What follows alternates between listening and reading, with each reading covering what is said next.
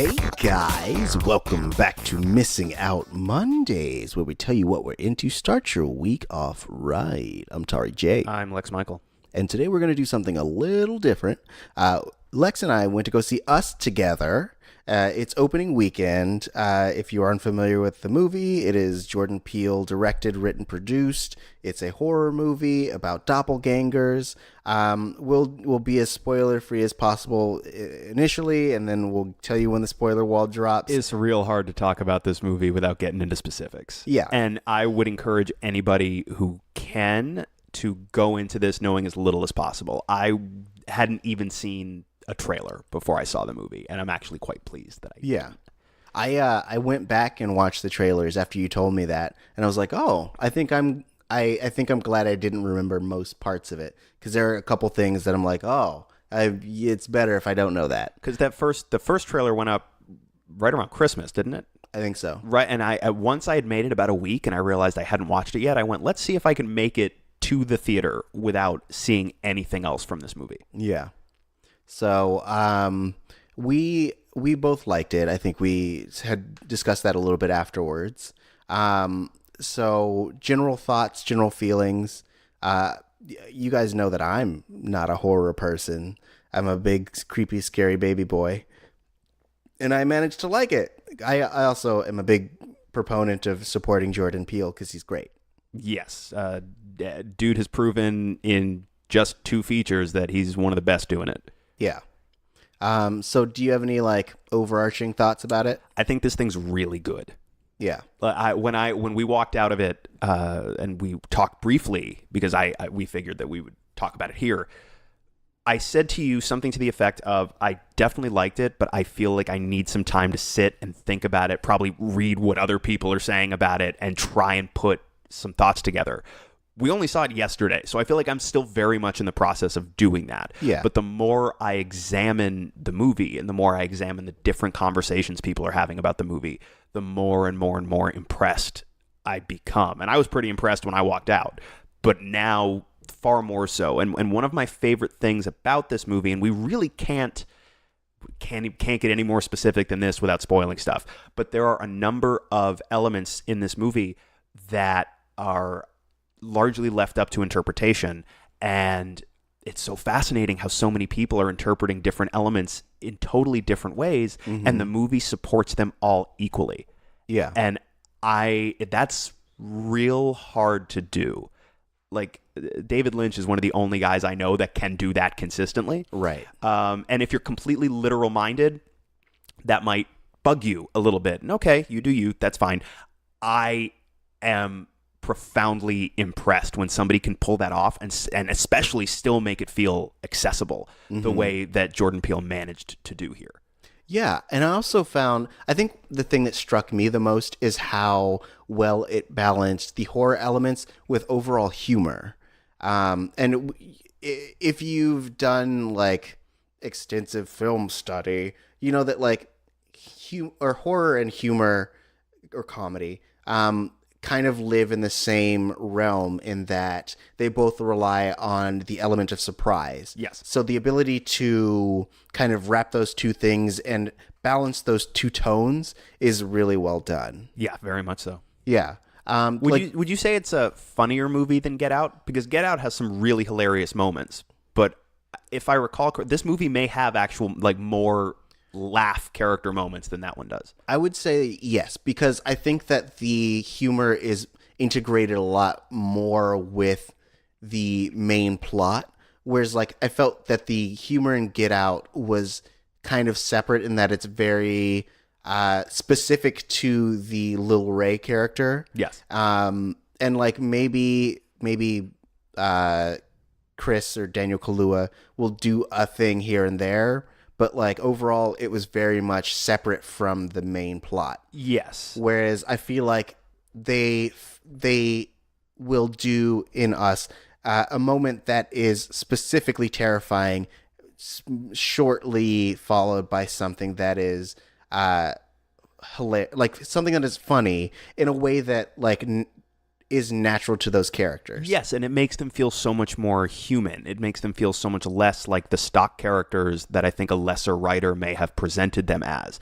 And the effect is such that because they feel human, and because early in the film, the Jordan Peele gives you an opportunity to really like these characters, you find yourself genuinely worried for them and genuinely concerned about whether something is going to happen to them. Right. And so you can then really play with building tension and cutting tension and rebuilding tension and cutting tension because you actually care about these people. You're exactly. not, unlike a lot of horror movies in which they throw some characters on the table and you as an audience member are just like, yeah, I don't care, just let them get off now. Yeah. That's the fun. That's why I'm here, damn it. And like, yeah, that's legit. That's totally fine. But it's so much harder to get you completely invested in the characters and not be waiting for the monster or the scary thing to happen, right? Like, I enjoyed spending time with them before shit descended, you know? Right.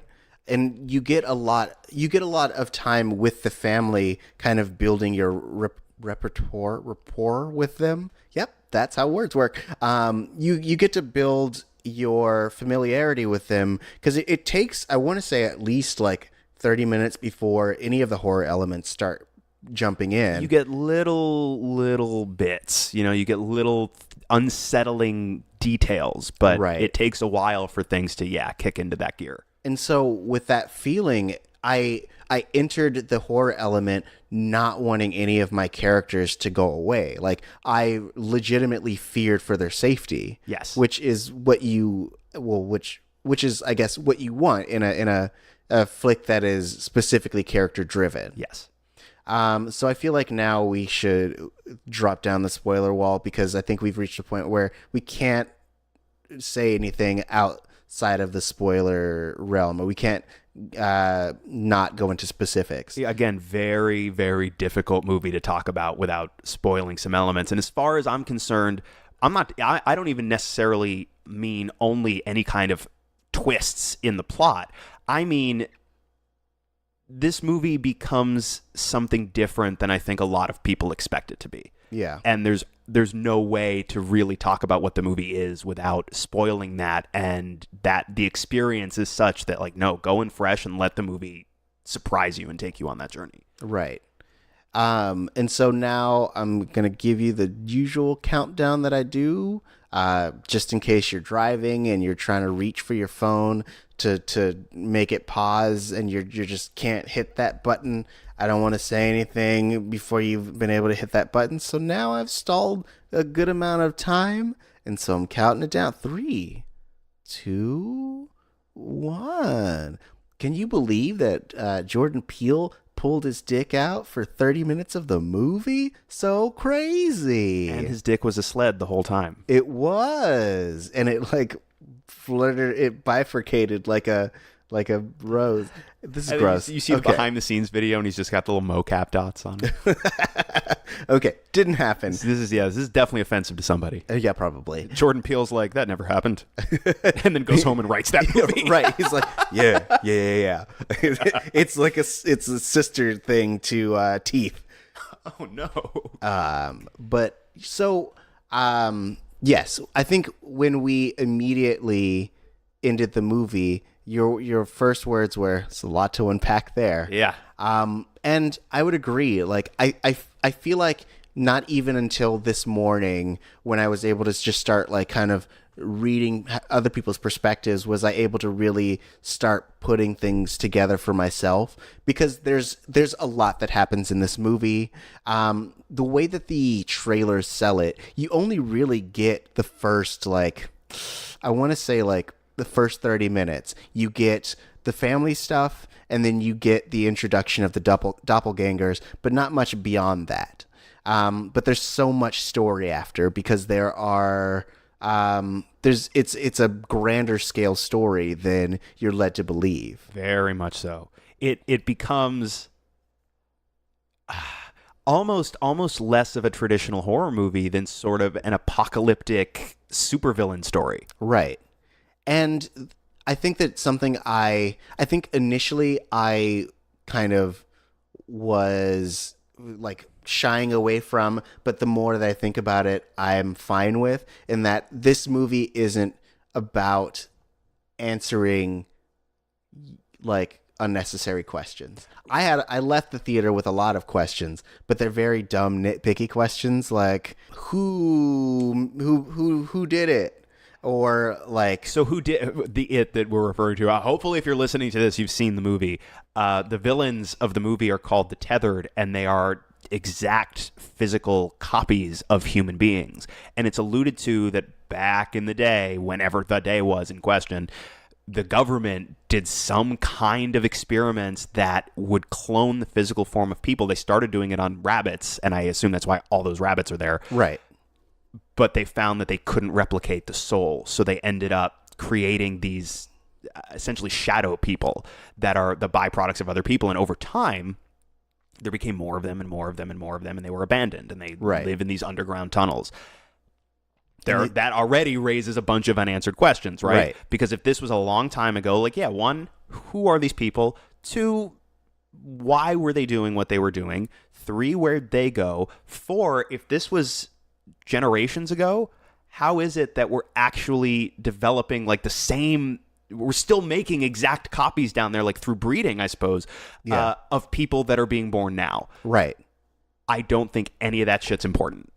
Right, exactly. And it's going to really bother a lot of literal-minded people. And okay, if that's how you watch stuff, that's okay. That's legitimate. I don't want to take that from you. But I don't think any of that shit is important at all. Because it's what we were saying earlier, in that it's a character story. It is literally about the progression of Lupita Nyong'o's character. So, of course, as everybody knows, even if you haven't seen the movie yet, Lupita Nyong'o is playing two characters, both Adelaide and her tethered counterpart, a character that apparently is called Red, although I do not believe she is referred to as such in the movie. Right. And so... Oh, but also, holy shit, is Lupita Nyong'o incredible in this thing. Oh, she's amazing. Like, holy shit. Like, this is...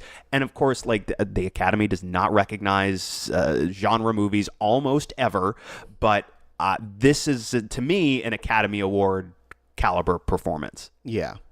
I mean, maybe. We're starting to get some of those genre movies in the mix, so who knows? I mean, Danny Cools was nominated for Get Out. That's a good point. So this is actually not outside the realm of possibility whatsoever. Yeah. That would make me very happy to see, because holy shit, she's doing incredible work. Oh, yeah. But it's all about her character. Like, her family are an extension of her, and so you care about them. But, like, you start the journey with her as a child, and you end the journey with her children. Mm-hmm. And what revelations in between there. But I really... So all the other stuff is literally unimportant, because it's happening because of her. Like, she was the leader of her being Red was the leader of the Tethered, and so they wouldn't be coming from underground if not for her. Mm-hmm. And so everything is from her perspective. So, like, all the other questions, she doesn't know it, so we don't know it. Right. Yeah. But again, like, even if she does know it, it's all incidental. Right. And I don't mind that the mythology is unclear. To some people, that will read as a weakness, but I don't think it is, because it's really... there's a lot of plot in this movie, but it's not... Which makes it a little weird to say that it's not really about plot. It really is about character, and it's about theme more than it is about those things. So the fact that it's just an unknown, you can fill in whatever you want, because they could answer that question for you, but then the movie almost has to become about that. And that's just, it's so incidental to what the movie seems to be intending to be about. Right. And so my favorite part of the movie is related to the big twist. So I feel like I have to talk about that. Okay, so it's a double spoiler wall and shit. I mean, we can go without it. No, I feel like we have to, because this movie, as I've already said, this movie is not what you think it is walking in, and then you get to the final moments of the movie and you realize it's something else entirely on top of that. Right. And going back and watching it a second time, I would imagine it's a completely different movie. Yep. So let's talk about this twist. Okay. So the big twist in as few words as possible is that Red is the original Adeline, and Adeline is the original Red. They switched places in that Hall of Mirrors. In the Hall of Mirrors. In the opening sequence, right, when they meet each other. And so, for me, the interesting thing about that is that the implication when you find out the backstory of the Tethered is that they were created and they didn't have souls.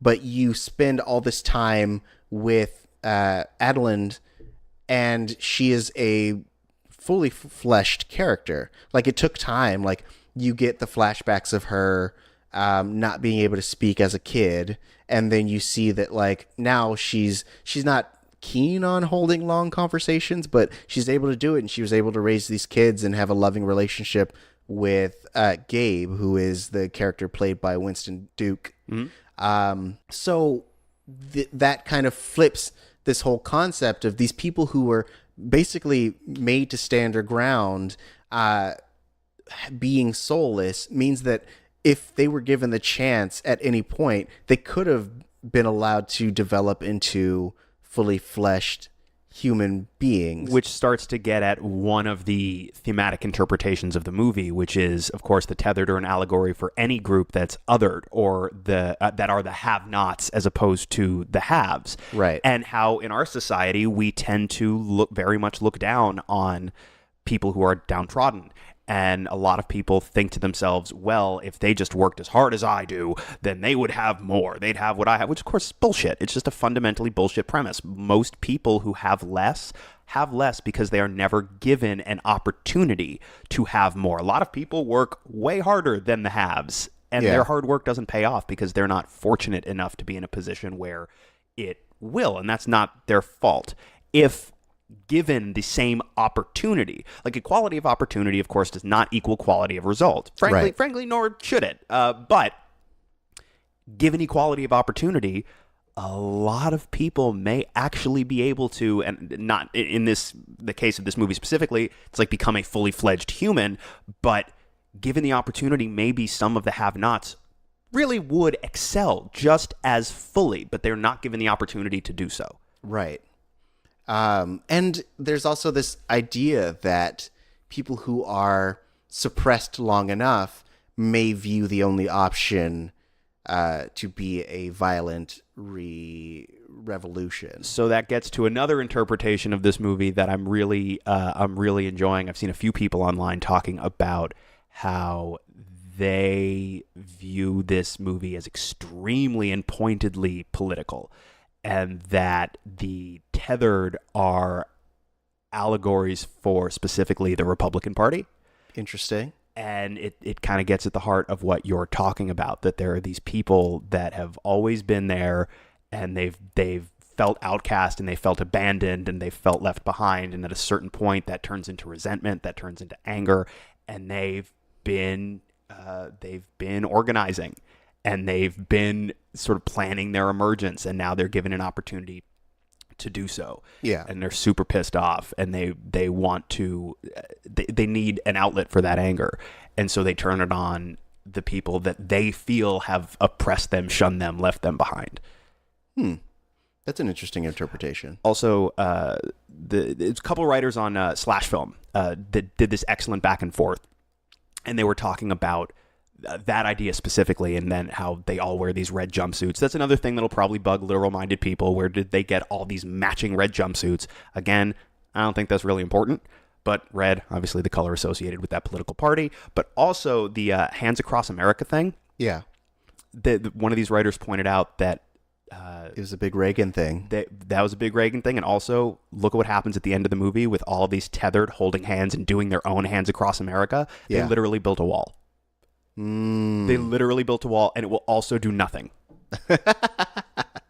Interesting. Yeah, I want to pull up the names of these writers because I think it's a great piece that people should go check out. But they really dig into that thematic interpretation.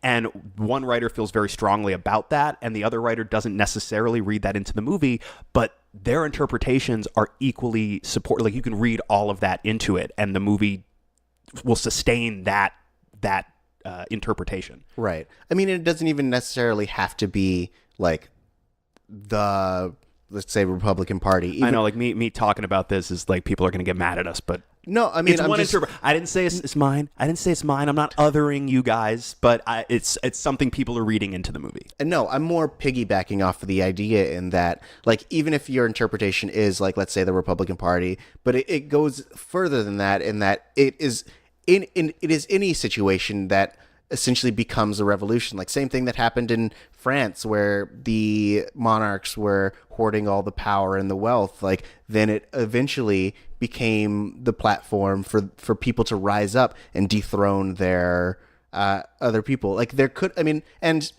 if someone were to try to bridge that gap, then yes, there could have been a like diplomacy on either side, but that bridging that gap is hard, especially if you aren't able to look down and see the actual people being affected by it. Yes. So real quick, the slash film piece that I was referencing, the title of the article is Us Movie Explained, exploring the biggest questions and craziest twists in Jordan Peele's film. And it's a conversation between writers Jacob Hall and Ben Pearson.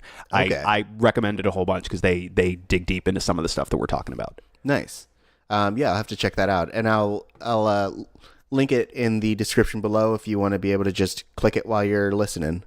Because this is a movie that is also insanely detailed. Yeah. And insanely layered. And there are so many little visual signifiers and Easter eggs. And it's, I'm pulling up, like, you could go now and Google, like, you know, Easter eggs in Us. And people are, like, actually, like, eagle-eyed people are keying into them and what the potential significance of that would be. Yeah. Like, one of them, there's a moment in the movie where Adelaide sees a spider, right? The two girls, Adelaide and Red, both, when that first meeting in that Hall of Mirrors, they're both whistling the Itsy Bitsy Spider. Mm-hmm. And she sees a real spider crawling on a fake plastic spider. Like, shit like that. Interesting. I feel like there's so much more, not research, but just, like, digging in. Like, this will literally send me down a rabbit hole, pun intended, you know, because they go down a hole and then there's rabbits. You get it. Also, too, the rabbits, right? Eventually, when we go down into those tunnels, we see that the rabbits have been released, and I guess they become the source of food for the tethered. Yeah. But rabbits are known for how they fornicate and procreate, and if left unchecked, they will ravage their environments by just breeding and breeding and breeding and breeding and breeding themselves into destruction, which sounds familiar. I don't know what you're talking about. You know, we are perfectly populated, especially since that big snap. That's been really nice. That's true. Like, what? There's half the people are gone. Yeah, traffic in LA is amazing. So much better. It took a lot of effort to clear away a lot of the empty vehicles. Right. But once we did, and hey, there's some nice cars out there. Nobody's going to be mad if you just kind of grab one. That's true. Yeah, it was collected and redistributed. There's a word for that. I can't remember what the word is, though. But unrelated, Red was really well put together. Yes. Like, a lot of the people who were talking about her are saying that, like, one of the big clues that the twist happened, or the switch happened, is that she's the only one who can speak English, which is something that none of the other tethereds could do. Right. So you could imagine that, like, she originally got that from being in the world prior. Yes, and that first scene where they have descended upon the home and the family is now at their mercy, when Red first starts talking, yeah, holy shit, that's unsettling. Oh, yeah. Like, incredibly distressing. But also, right, like, once you know that was the original Adelaide, and this is where it gets really confusing, because it's like, what name is corresponding to which character at which time, but knowing what you find out in the final moments of the movie, that scene takes on such a radically different context because you find out that Adelaide, our protagonist, presumably she knows exactly why they're there. Right. And it's no longer a scene of like a domestic assault necessarily, where she has no clue what's happening the way it plays the first time you watch it. But in fact, it's a scene where she knows exactly why Red is there, and she's probably been waiting for some version of this moment, and it's about her awareness that this is not random, this is specific vengeance. Right. And you start to realize why Red wanted to savor it so much. Because when you get to the other family, they are immediately stabbed and dispensed with, and it's basically no big deal. Oh, they're slightly better off white quote-unquote friends. Right, yes.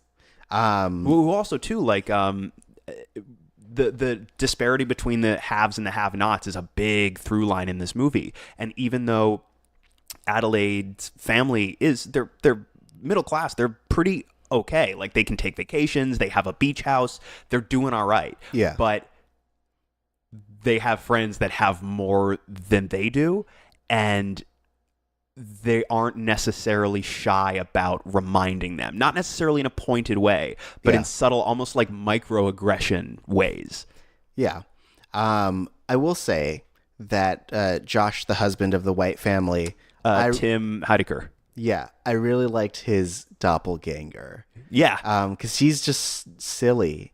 Like, I don't know why his doppelganger is so silly, but like he does the like too slow bit. Yeah. And as he's chasing Gabe, like he's just like dancing down the stairs. Yeah, he's having a good time. Yeah. Yeah. I liked it. I like that because it also shows you that the doppelgangers, it's like one of the first moments you really get a sense that the doppelgangers aren't just like mindless killing machines. They do retain some traits of the person that they are, I guess, tethered to, right? It's just that it's like the shadow self, but they're still the same way that Elizabeth Moss, her doppelganger, looks at herself in the mirror and like starts, because her character alludes to having had a little bit of work done. Yeah. So then this character cuts her own face, and she also puts on lipstick and starts making faces at herself in the mirror, like chasing that idealized image of beauty that we're all so conditioned we should be pursuing. Right.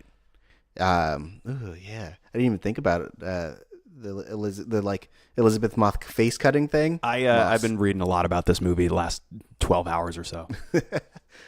It's really good. So I highly recommend. I assume that if you've listened this far, you've already seen it. So let us know what you thought about it. I would say go on our Twitter, which is Missing Outcast, MissingOutcast,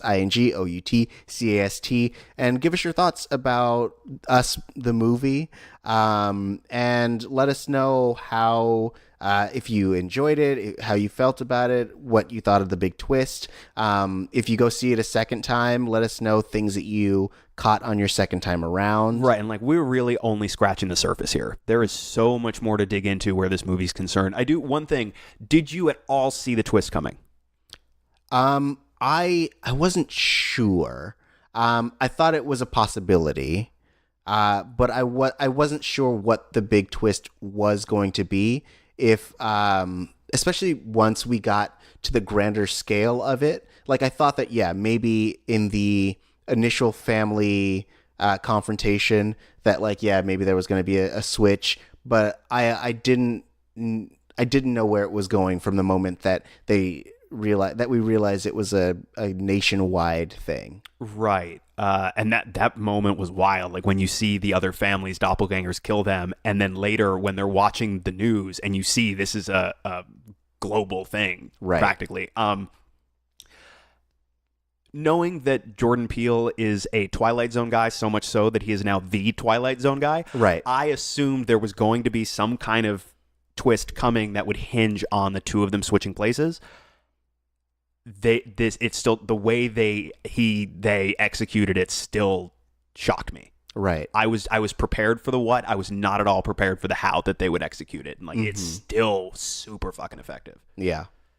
That is our discussion on Us. I'm going to jump to our question of the week. So last week we asked, what are your craziest Avengers Endgame theories? And our good friend Ruth Ann said, Goose gets inside the gauntlet and hisses and swipes claws at anyone who comes near it. Just that for like 3 hours, which I really liked. I posed a few, and some people agreed with me. So in percentage order, at 14%, people thought that Pepper forms a band with Salt. What is salt? Or is it just the table salt? It's table salt. Like pepper pots and a handful of table salt. Yes.